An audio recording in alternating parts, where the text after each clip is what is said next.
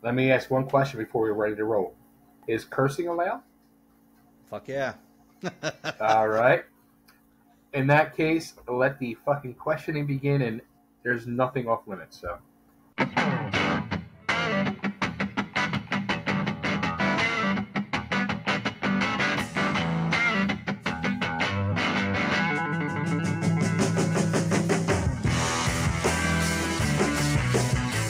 This is the BWF Wrestling Podcast. With your host and the leader of the BWF Nation, the big, stupid, little bobber, the undisputed BWF champion,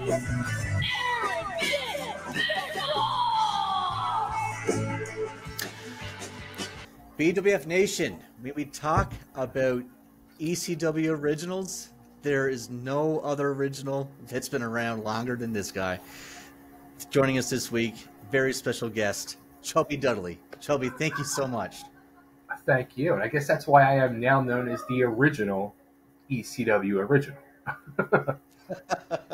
Yes, we're going to get into that very, very quickly. But one question that I like to ask all of our guests is, were you a fan of the business growing up, and who were some of your favorites? Oh, of course. I didn't discover the world of pro wrestling until I was about 10, 11 years old. And that was thanks to my uncle, who, even after, 15 years later, when I was in the business and I would go back to his house for family functions over the holidays, I would bring tapes of my matches from ECW, and I would show him the matches, and he would say to me, "Bae, you can't tell me that's not fake. You can't tell me that's fake." I'm like, "Uncle Ralph, it's fake." He's like, "No, no, no, no, no. You can't tell me." He's like, "There's no way that's fake." He refused to believe there was anything fake about the business. Refused. So he introduced me to the world of pro wrestling in like 1980, 81, because I would go and spend weekends there like once every few months. And I'd be in the kitchen with my cousin, and we'd be playing with Star Wars action figures or comic books or whatever we were doing. And I would hear this commotion going on in the living room, and I would like go walk out to see what's going on. And he's hollering at the TV watching wrestling.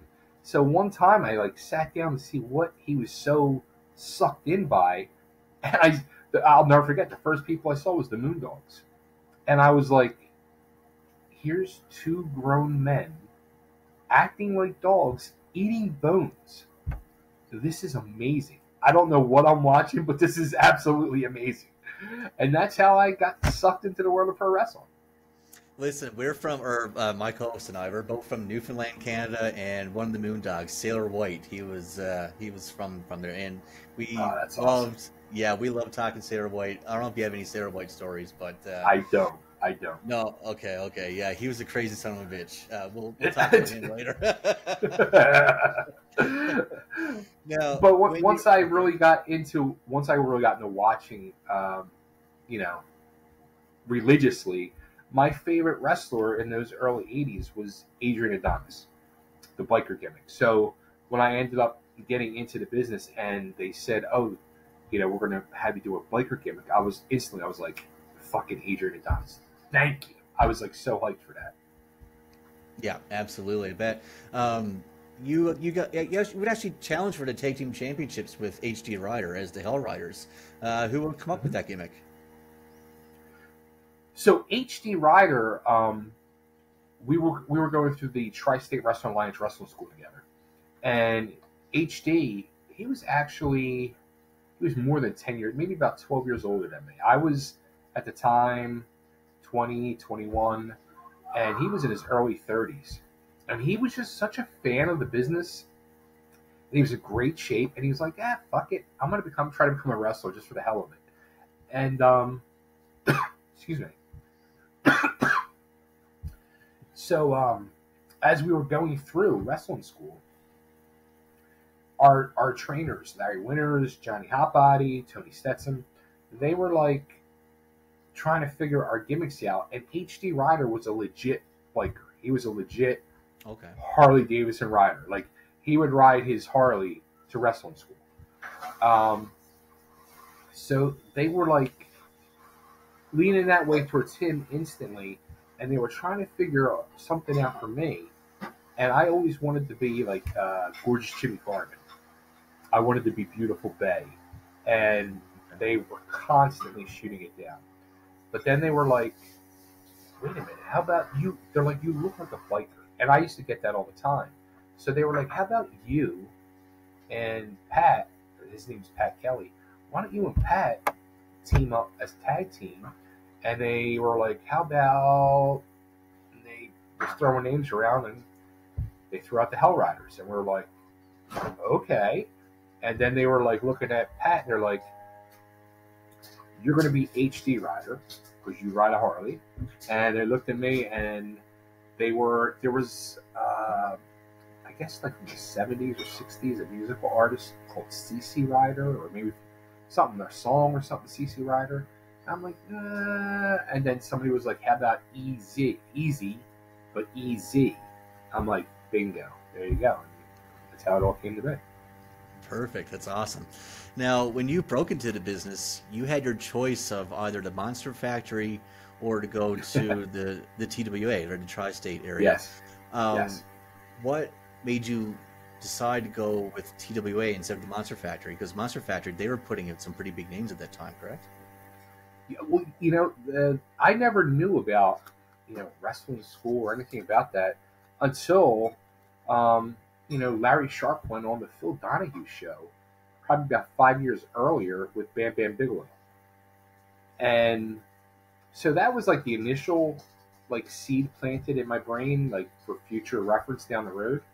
But I called Larry first. I remember I was working a telemarketing job, and I was sitting there in the telemarketing office, and I was really getting the bug. I'm like, all right, let me see what I can do. And I called over to Larry, and I was talking to him on the phone. He was like, hey, man, yeah, you come over here, and it's $3,000, and you pay me this much up front. He's like, and I'm going to have you fucking body slamming the first night. And I was like, holy shit, that sounds fucking amazing. I'm like, all right, let me figure this out, and I'm going to get back to you. And then it turned out my brother-in-law, as I was sitting and talking, my boss at the time at that telemarketing job was my sister. So I'm talking to my sister about it. And my brother-in-law says to me, I work with this guy who says he's a pro wrestler. How about I introduce you to him and see, you know, if maybe he can help you. So he sets up a meeting, and I meet this guy who turned out to be the Rockin' Rebel, who, that's a whole other story in itself. I don't know if you have those questions. But so Chuck told me about the Tri-State Wrestling Lines, told me what they were up to, what was going on, and the way I liked TWA better was because it was $800 cheaper. And also, he explained it to me, they will, as you're paying your tuition off, you pay X amount down and pay each week.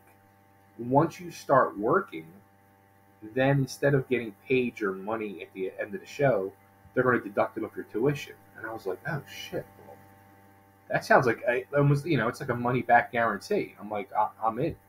So he gave me the number to Joe Goodhart and set up my tryout, and the rest is history.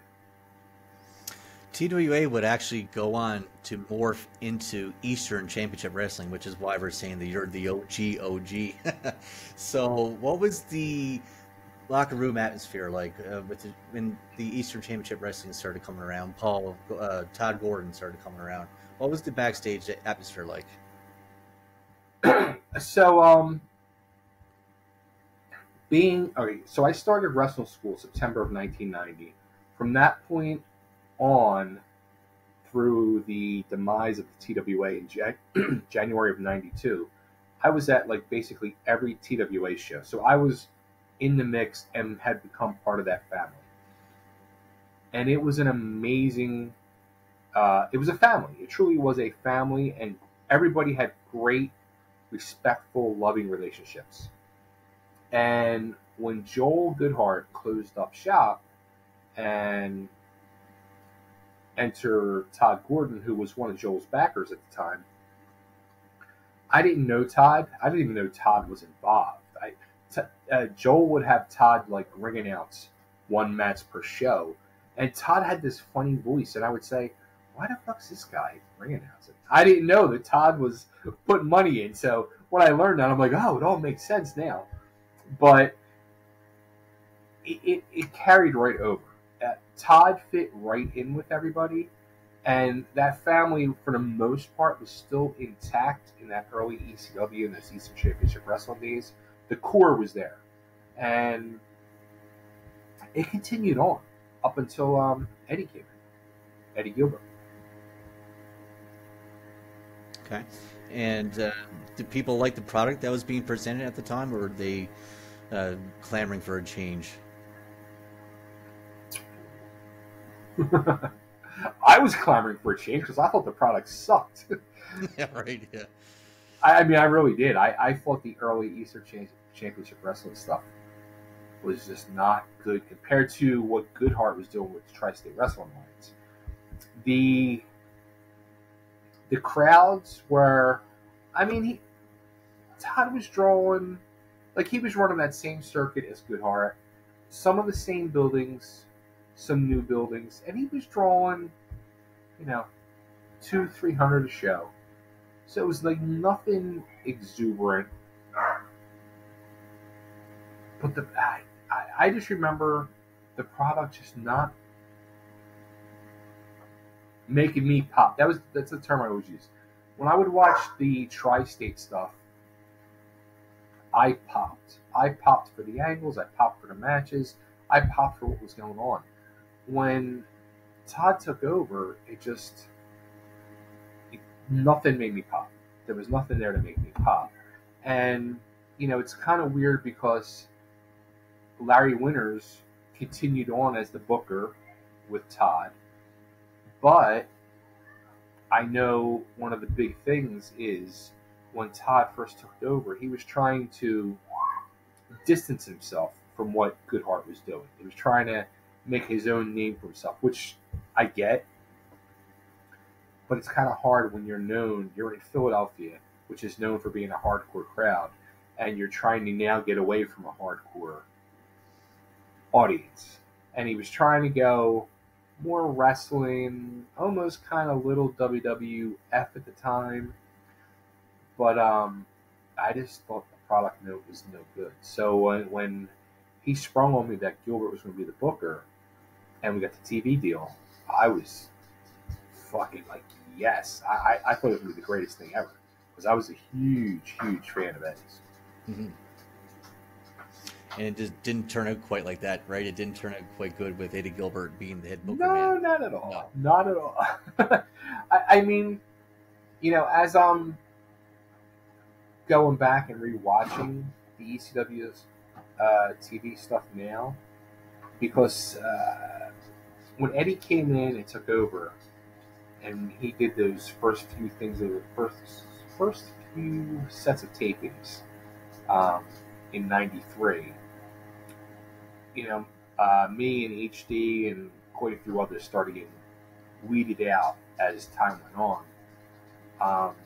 So at that point, when we got weeded out, I stopped watching the TV show because I was very angry, very bitter, and just very jaded.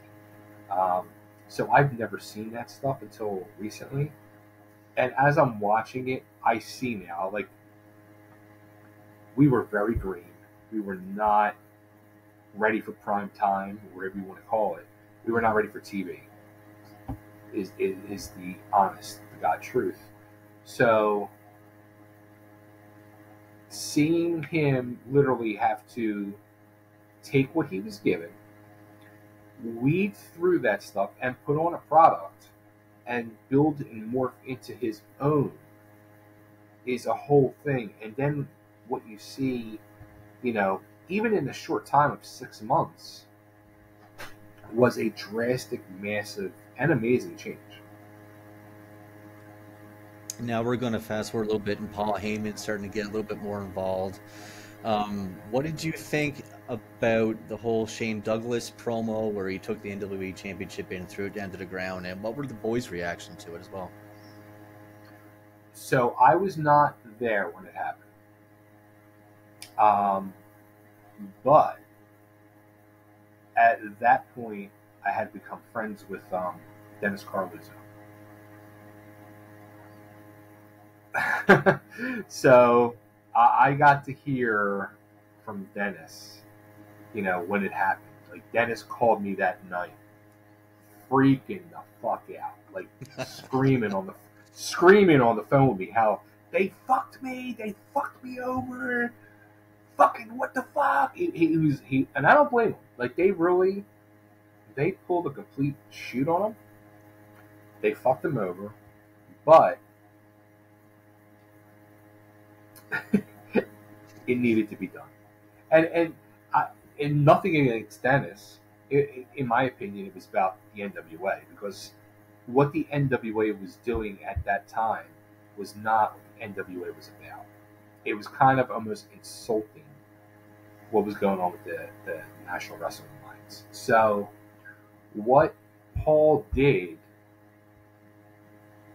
was so, just groundbreaking, monumental, and absolutely, the word to use is extreme. And it changed the face of the wrestling business so much to where, 30 plus years later, people are still talking about it. It was probably the biggest shoot pulled in the wrestling business. And, that's why 30 years later, people want to talk to me, because I had a small piece in the extreme history. Exactly. And, I actually just got to the ECW arena in April for the first time my whole entire life. It was a bucket list item for me. But apparently it's not the same now as it was back then. It's like the fucking Taj Mahal now. Like, yeah. Back then, it was a literal shithole. I mean, a shithole is like being nice. It was disgusting. It was a nasty, dirty, disgusting warehouse. Just a cement block that old people would go play bingo in. And because of Johnny Hotbody, they ended up getting the hookup to go and start promoting wrestling shows there. And through the 90s, it remained that way. After ECW closed and owners changed a couple times and management, and they redid the place. Like, I actually just talked to them recently about a show that I'm involved in that's possibly going to get put on. And I'll explain it to you this way. The rent for that building back in the 90s and early 2000s was, depending on who you were, $1,000 to $1,500. Now, it's $90,000. Whoa! Holy shit! That's crazy. That's crazy. Yeah. Wow. Yeah. Wow. And back so then, I mean, but it's so much. It's really so much nicer. Oh, yeah, it is. Yeah. It's like who said it? Mike Johnson from PW Insider. When I was talking to him about it, he's like, but it's a true entertainment center now, and it is. It's they've put so much into that building. It's a beautiful place now. Yeah, absolutely. But one of the things I was told, one of the main differences now and then, is that the fans back then, the New York fans would come in one entrance, and the Philly fans would come in a separate entrance, and they would keep them separated, and then the fans would be going, fuck you, Philly, fuck you, New York, going back and forth. See, I don't know about that. Yeah, I don't know about that one. Because they would either come in, mainly the front entrance. There was the side entrance too, and actually the front entrance they blocked it up now. It's not even the front entrance anymore, right on the corner. So yeah, I don't remember that. And I remember, like, a lot of the New York fans. I mean, everybody got along for the most part. They might have did some razzing here and there, but I mean, everybody was, even the fans, and I've said this in multiple interviews, those fans were just as important as the wrestlers to make that such a complete package. And those fans, as well as Paul in what he did, changed the whole business. And that's why you're seeing, like fans in France, and I haven't watched the King and Queen of the Ring yet, but you're seeing these fans dominating their crowds and help influence the shows. That wasn't done until ECW. Yeah, no, 100%. One of the reasons why I wanted to be at the ECW Arena was just so I can get just a small taste of what that atmosphere must have been like, because it's one of the things I've always wanted to do is to go to the ECW show with the ECW fans and just, I can't imagine. Now, what did you go? Did you go see? I got to see WrestleCon. What did you go see? Battleground or the WrestleCon? Okay. Yeah. And nice. It was nice. It was good. It was cool and everything, but there wasn't really any ECW chants. The fans weren't going crazy. It wasn't the ECW. It's a different thing. Yeah. It's another different part of it too. Now is they expanded the building and made it actually like bigger, but they don't put as many fans in there. Like, they have it nicely spread out now, where back then it was a smaller building and they had the bleachers going around, so it was built upwards, so the fans were going up.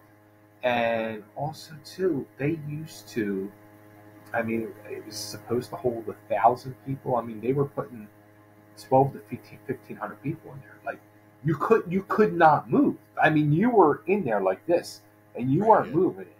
And there was no air conditioning. It was like 120 degrees in there. It was horrible. Oh my goodness, gross! Right?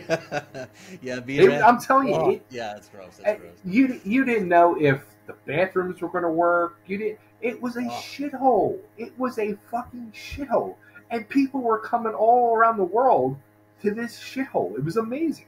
Right. It really was. Now, you mentioned that you left ECW for a bit, but Stevie Richards would actually get your job back, or he would reintroduce you into to Paul Heyman. What's Stevie Richards like in real life? Yes. What are some of your memories of him? It's funny. He, from the time he started wrestling school with us, I remember turning to somebody in the ring one night. I don't know if it might have been Larry Winters, our teacher, or Jimmy Giannetti, who was one of our best friends and still to this day. But I remember turning to somebody and saying, he's going to go far in this business. Like, Richards just had it from day one. You knew there was something special about that kid. And that kid, I think he's like 2-3 years younger than me. But there was always something special about him. Something also, too, very professional and very smart about him. And he wasn't like people like me. Like, I was like, all right, I get to go have my matches, I get to go have some fun, and I get to go party afterwards and look for, where's the party, where's the ring rats, and what do we do? Like, that was my whole thing. And Richard was always, professional. He had a professional spin to him the whole time. So he wasn't into the party world, and he was always very businesslike. And what are some of your memories of Paul Heyman? I know in that meeting where Stevie reintroduced you guys, he said, "Oh my God, another Dudley," and he told you to come back with some food the next week. Yeah. What are some of your memories of Paul? It's funny. Like, when Paul came in with Eddie. Like, the first set of tapings, Paul wasn't there. The second set of tapings, I remember being backstage and Paul walked in, and I was like, "Oh fuck!" Because I had just, maybe a month or two earlier, I'm seeing Paul in WCW, so I was like, "Oh, like shit's getting real now." Like, what's going on here? And then I find out like Paul and Eddie were best friends, but Paul was involved from the minute he walked through that door. He was Eddie's right-hand man. He was helping with stuff backstage. But the thing I noticed about him from day one is he was watching. He wanted to see what was going on, and he was looking to see. He's evaluating. He was evaluating people backstage and in the ring. So, fast forward a year and a half later when I come back, and I had started to, I'm hearing the buzz about ECW before I go back as a Dudley, and I start watching again, and I'm seeing, well, there's fucking Paul back on the screen being Paul, but you can just see the writing of Paul all over the product. So when I get back there and I see the mastermind at work and see what the hell's going on, it was like something I never saw before. And I can't speak for other companies or other errors, but I would love to know the answer to this. I'm pretty sure what I got to see and witness is what nobody else ever got to see or witness, because I don't think it was anything like Dusty doing the booking, or Ole Anderson, or Jim Cornette, or Eddie Gilbert, or anybody else that I looked up to, because it was just it was like watching a cult leader of evil, really, because he was like this inspirational voice that would give you that locker room speech that would make you want to go and win the Super Bowl. And then he would put all those pieces together, and you were just like, it was an amazing process to watch it unfold, each weekend and see what he was up to. Now, I honestly, I learned so much from him. And as I was there as a Dudley, I was watching this unfold. I was also running my own promotion, and I was more and more realizing I wanted to do that than actually be in the ring. Oh, so you actually like promoting more than actually being in the ring, getting that pop from the crowd? I ended up liking booking more than being able to book shows and book angles and book things like that, and then watch it unfold, what your creation was, and see that pop from the crowd. That is what I was more happy with. That's awesome. I think I would be the same way, honestly. About your character, though, Chubby Dudley, you would bring all kinds of snacks, like cake and stuff like that, to the ring. Did you have to pay for all that yourself, or did Paul reimburse you? Oh, yeah. Paul never gave me a fucking dime. Didn't think so. I used to literally, like, on the way to a show, like, I worked at a pizza shop at the time, so I would think to myself, did I want to bring a pizza? Did I want to bring a hoagie? Did I want to bring a sandwich? Or a bag of chips? Or I would stop, a big thing in the Philadelphia area is Wawa. I would stop at Wawa on the way to a show and grab like a thing of cookies or chips or something and just go. What's the strangest thing that you think you've brought down to the ring, snack-wise? Or unique? Ooh, that's a good question.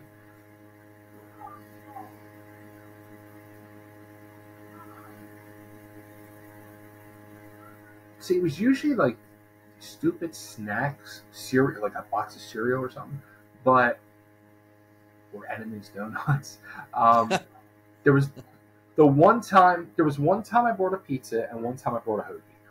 And when I brought those from the place I worked at, everybody backstage fucking ate almost all of it. So by the time I got to go to the ring, there was like nothing left. So, like when I brought the pizza, there was literally one slice left. And when I brought that out, that was the sign guy had a banner. It was like a bed sheet banner of what he was using that show. So we folded it up and put it in the pizza box as I came out with the pizza in my mouth. And the hoagie was like a 2-foot hoagie, but there was like one bite left of it, and I like filled it in with paper because everybody fucking cut it and ate it. That's actually hilarious. Oh Yeah. my god. Now there have been 10 members of the Dudley family introduced to us on TV over the years. Was it 10? So yeah. 12 if you want to include the Bushwhackers. But there's been yourself, Big Dick, Son Guy, Bubba, Devon. Why were there so many members of the family, and what was the original plan?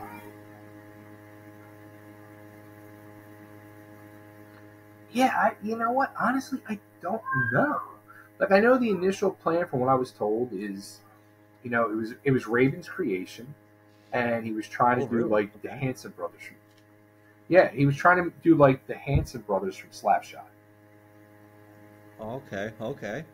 You didn't know that? No, I had no idea. No. Yeah. Okay. Did you ever see the movie Slapshot? Come on, you're Canadian. I have seen Slapshot. Yeah. All right. And for the record, that's my favorite movie of all time. Really? Okay.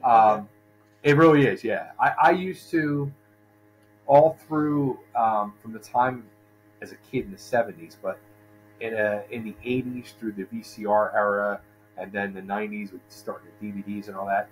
Whenever I was like sad, I would sit with my friends and because I had copies of it, and I would pull that out and we would watch that and either drink some beers and smoke a joint or whatever and just fucking laugh our asses off. That I absolutely love that movie, still to this day. But it started as that we were a knockoff of the Hansons, and I don't know if the plan was initially to bring in multiples, but after I think the first appearance, Little Snot got hurt and got into a car accident, and that's how Richards called me up, and I was like, and something I did not know at the time was when he introduced me to Paul and that whole thing, and come next week, I'm like, all right, so I show up next week, but also too, starting on the same night was Dances with Dudley. So what was their plan there? Was their plan here, all right, we're going to use one and just test out and see which one works better?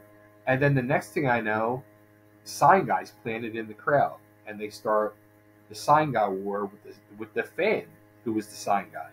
And then next thing I know, here comes Bubba, you know, and then sign guys over with us on this side of the guardrail. So that's a good question. I would love to ask, you know, Paul or Raven or Tommy or Tazz or any of them. What was the actual plan?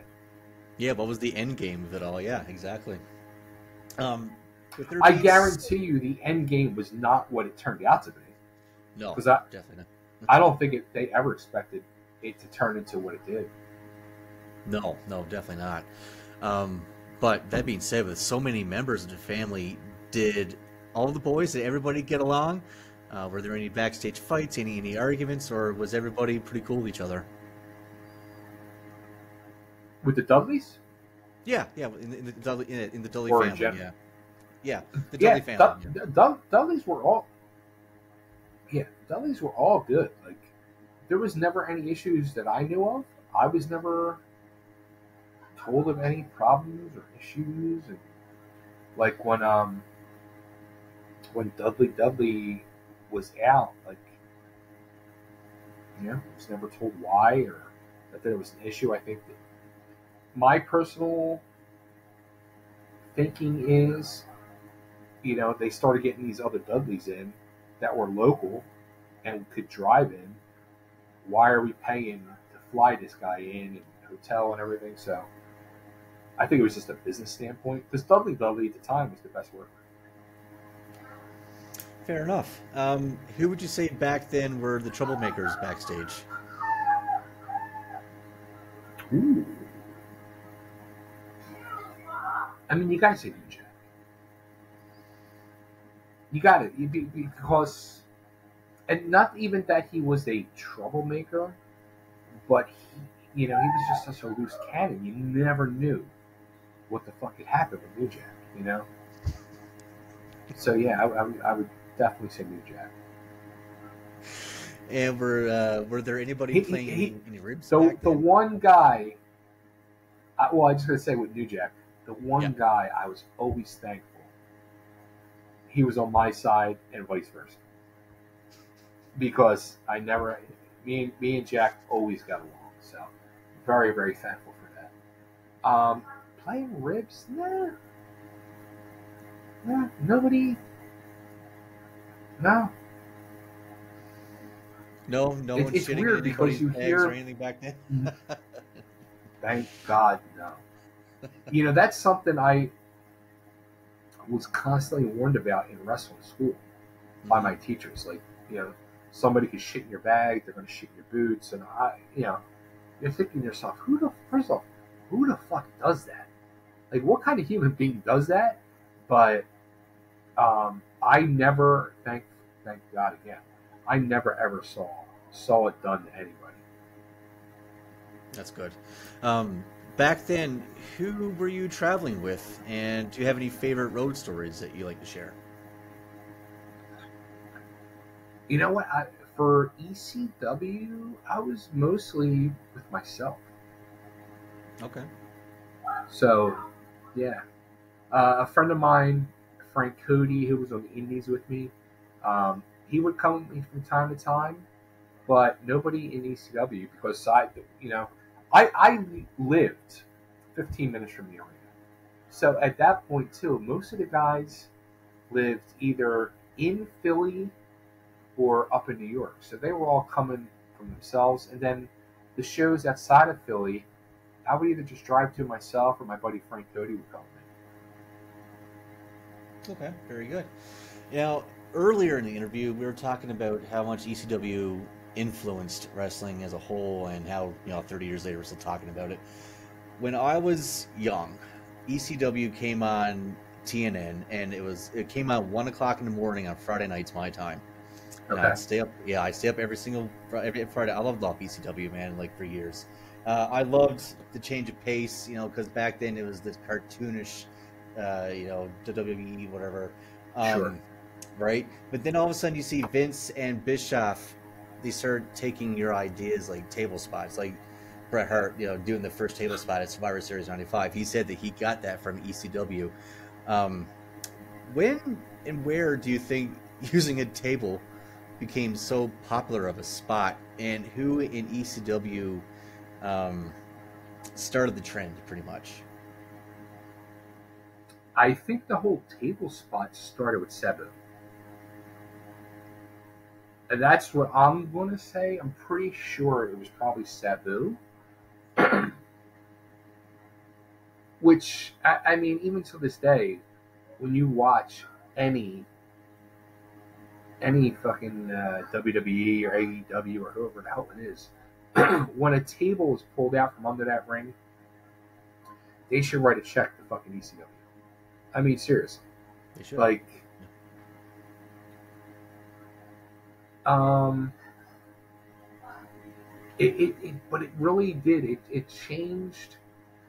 Another thing with ECW, with the whole table thing, the tables, the chairs, it just became so prevalent and important parts of matches.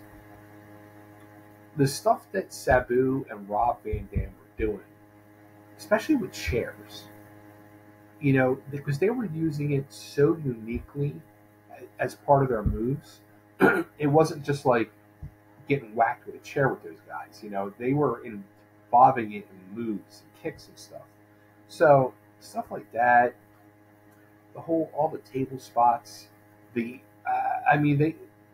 were scaffold matches for years, but then we started doing scaffold matches with triple layer tables underneath.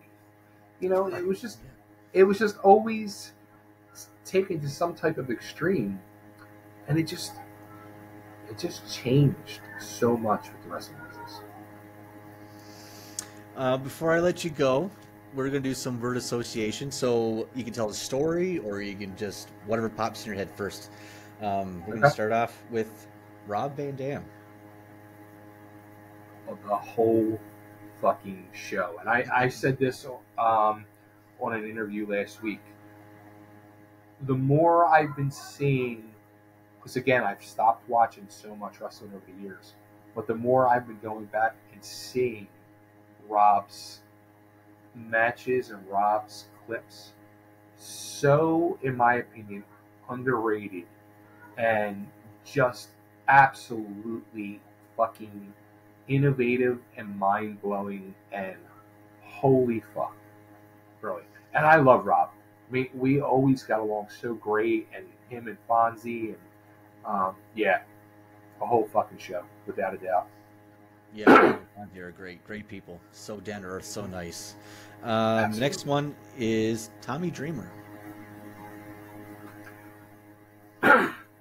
Dreamer. Wow.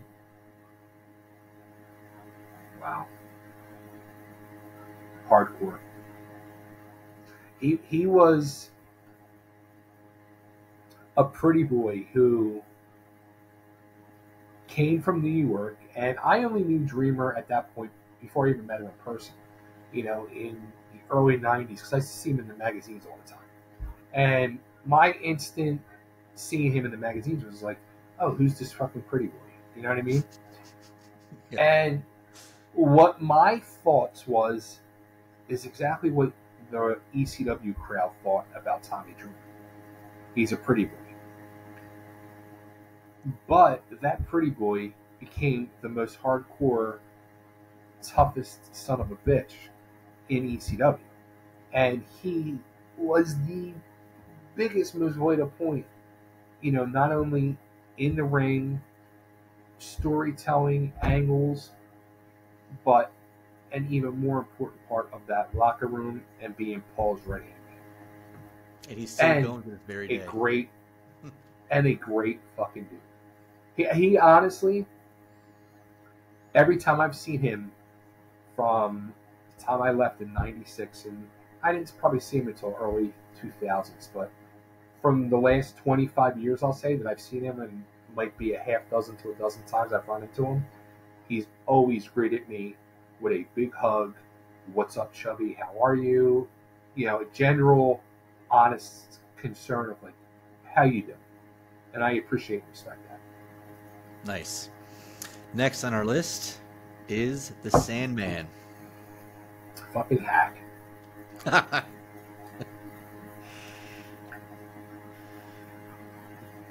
Super fucking star.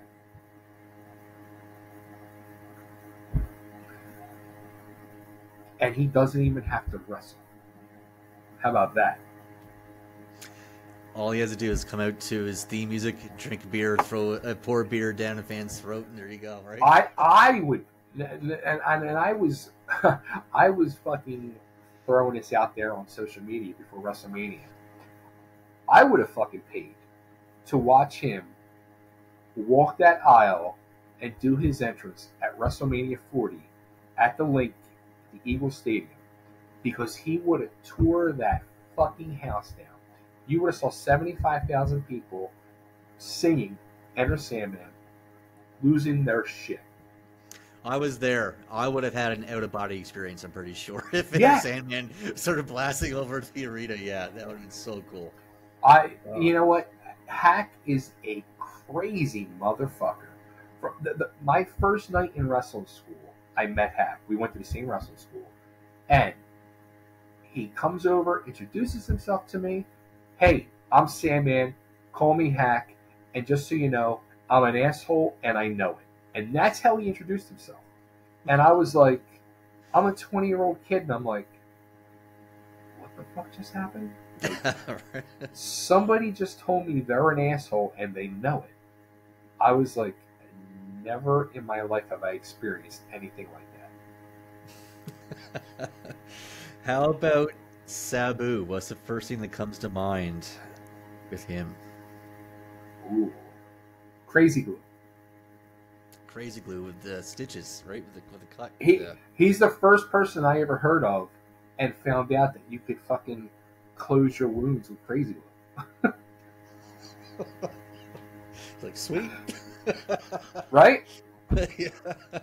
But he's another guy who I feel got a raw deal in the fucking business, because he was such a huge vital point in the whole Extreme era and putting ECW on the map. And he deserved to get those fucking big paychecks from Vince.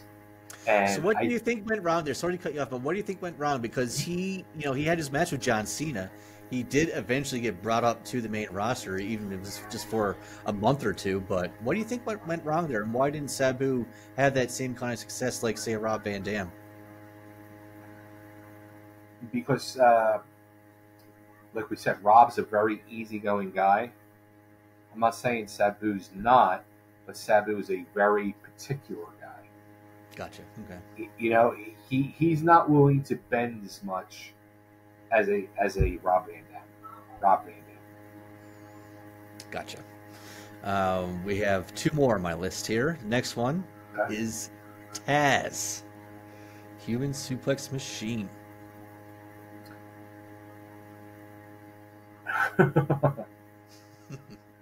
I'll be a dick, motherfucker.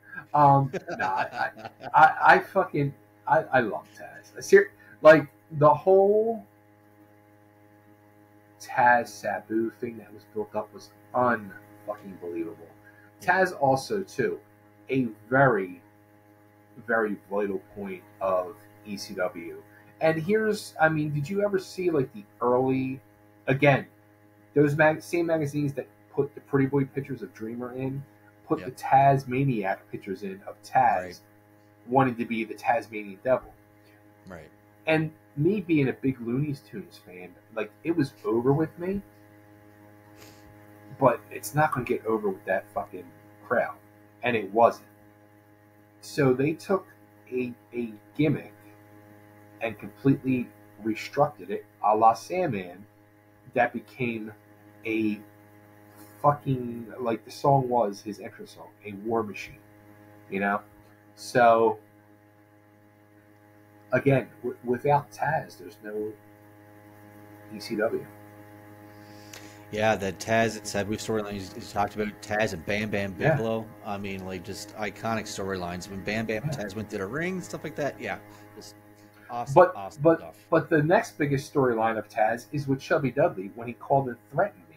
And I'm still waiting. It's almost 30 years later. I'm still waiting for the moment that I finally get to see Tazz in person or even talk to him. I would love to fucking interview him. And so why don't you tell the fans very quickly what this is about? Because he threatened you, right? Like, he legit called you and said, "Hey, I'm going to beat the shit out of you if you don't stop doing what you're doing." Yeah. I was so what happened was I when I went into ECW as a Dudley, I was expecting to wrestle. They never let me wrestle. They gave me one match. They needed somebody as a filler in a tag match. So when Bubba comes in, Bubba's wrestling. I'm like, hey, like, that's kind of weird. All right. Devon comes in, Devon's instantly wrestling. And I'm saying to myself, both of these guys are really green. Probably greener than me. Why am I not getting a shot? Right. But then I'm like seeing the way things are going. I'm like, all right, well, you know what? This is cool and I can deal with it. Spike comes in. And that first night Spike came in. And Spike's another one I would love to be able to sit and talk to. Actually, everybody. I want to sit and talk to everybody. But when Spike says, oh yeah, they flew me in from California, and his first night he's got a match, I'm like, well, fuck me. I live 15 minutes away. You don't have to pay me to fucking fly in. You don't have to put me up in a hotel. What the fuck? So after about a month, I was just like, you know what? Like, I'm done. I'm coming here and I'm getting concussions and I'm getting put through tables and chairs and all this. Like, I'm done. And I just stopped showing up. And going back to Dennis Carluzzo, who was begging me the whole time to quit, come wrestle for me. So I finally fucking said, fuck it. And I quit and I went and wrestled for Dennis as Chubby Dudley.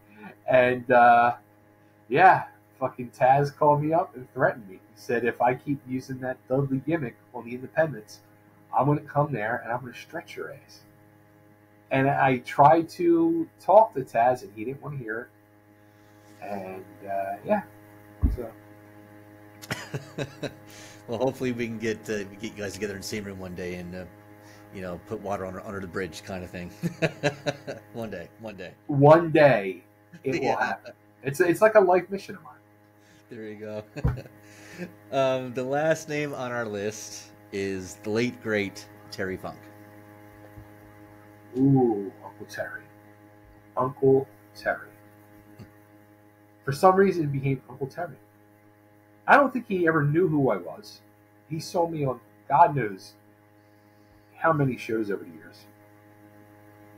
But he was always so nice, so kind. He was probably more respectful of the people around him than people were of him. And people respected the fuck out of him. He was just such a beautiful, beautiful person. He really was. Yeah. I had the pleasure of meeting him. I actually have him autographed on my flag back here, and it was a great day. Yeah, he's a good man. He was just, he was a good human being. He really was. Beautiful person. Yeah. Bonus question before I wrap it up. What's it like to go through a table? What's it like to go through a table? It's not as bad as it looks. It's not as bad as it looks. Had to ask. All right. Listen, Chubby, thank you so much. Sorry, go ahead. Getting whacked with a chair is a lot worse. Yeah. Yeah, I don't want to take a chair shot. Yeah.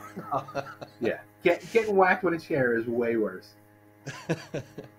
Chubby. So that before we close up, I got to promote two things. Yes, absolutely. Go for it. All right. Number one, I've mentioned these guys' names throughout the early part of this interview.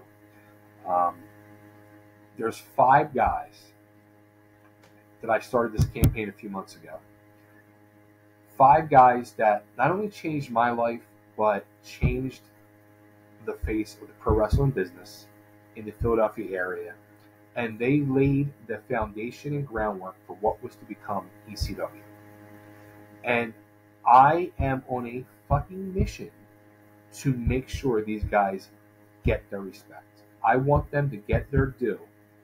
And I feel they deserve to have a banner in that ECW arena raised to the rafters. This way when people walk in that building, because people are still coming from all around the world into that building, they need to know those 5 guys' names. And those names are Joel Goodhart, Larry Winters, the late great Larry Winters, Johnny Hotbody, Tony Stetson, and Mad Dog DC Drake.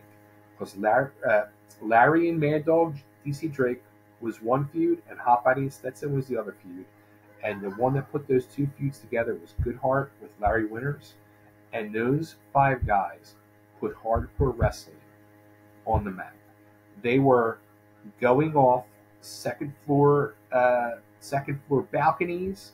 They were bleeding like pigs. They were doing cage matches. They were doing barbed wire matches. Larry Winters one show had a broken ankle with a cast on, and they ripped his cast off and used it as a weapon. Like, they were doing crazy stuff in 1989 to 91 before Extreme Championship Wrestling. They laid the groundwork and the fan base for what ECW wanted. So those guys need their respect, and I'm on a make sure mission to get their respect. So I put together a petition on the website change.org. If you just do a search for it, you'll find it. Please, everybody go sign it. My goal was to hit 1,000 names. We're almost at 300. This way I want to go to the ECW arena and present it to them and make sure we can try to make this happen for them. Okay. What we'll do is in post, we'll actually put that website on the bottom of the screen, and we'll make sure the names are on there as well. We're going to help you reach this goal, or at least try. Thank you. Yeah, for some reason, like, I was promoting it in Facebook, and Facebook about a month and a half ago pulled down every post that I made about it. And they said it was, I was trying to steal people's identities. I'm I'm like, Oh my God. You fucking kid. yeah, exactly. So there's that, and then the other thing is, I have a YouTube channel at Chubby Dudley Official, where I am going through and rewatching ECW television history with everybody, giving my reactions, my opinions, my knowledge, and anything I know that happened behind the scenes about everything that I watch, as well as I am now doing a shoot interview show on there called Chewing the Fat with Chubby Dudley, where my goal and plan is to interview everybody that was involved in ECW. And I've been digging up some names from the past that nobody has heard from in 30 years. And some of these interviews have turned into 5-hour plus long marathons. Oh, wow. So we're hanging out, we're drinking some cocktails, and we are literally chewing the fat, shooting the shit, and unearthing a whole lot of ECW knowledge. You know what? While I got you on here, I do have one story where I want to get your opinion on. Yeah. Okay. I was talking to Gary Wolfe at WrestleMania this year. Okay. Down in Philly. He was our guest at WrestleCon. Great guy, down to earth, just Love amazing Gary. guy. Yeah, so good. But we were talking about his neck brace angle. I can't wait to, like, when I started doing this, Gary fucking called me like 3 months ago, and he's waiting for me to interview him. I'm gonna reach out to him soon. But when that fucking angle happened, okay? Yeah. So there was a monitor. They had a monitor set up back in the behind the curtain, and literally right behind the fucking gorilla position of the arena. So we would all be gathered around watching that monitor, and 2 feet away are the fans.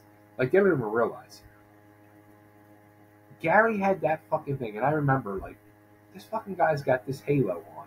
This shit is bolted into his head. And I'm watching that angle go down where Shane grabs him, and I remember saying to myself, you gotta be fucking kidding me. Right. Like, Gary's lost his fucking mind to do this fucking angle. So I can't wait to interview him and talk to him about that, because everybody, the whole dressing room, like, you just heard a pin drop. Like, everybody was like, and even on the other side of the curtain, like, the whole arena went silent. It was just like the wind was just taken out of everybody.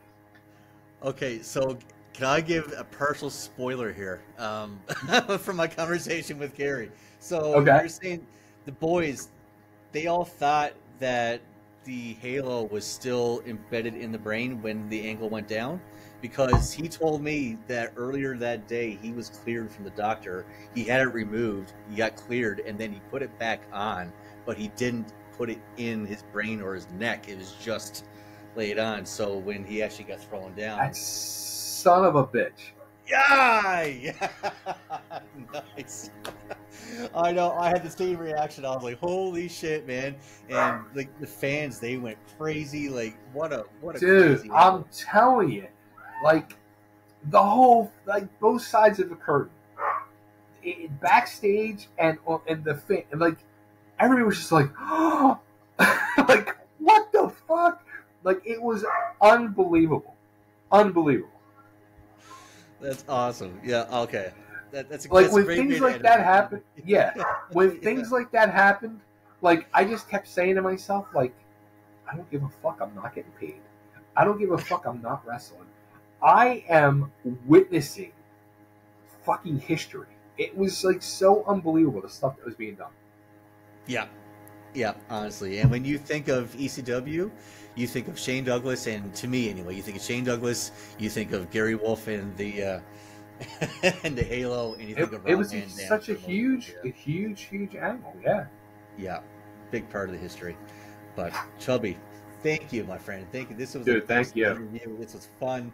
I really want to have you back on the show again sometime. And Anytime. Being a booker and promoter, because that's the stuff that I'm really interested in. Yeah.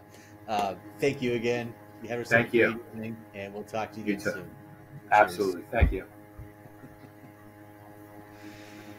Great episode, man. Great. That's that was awesome.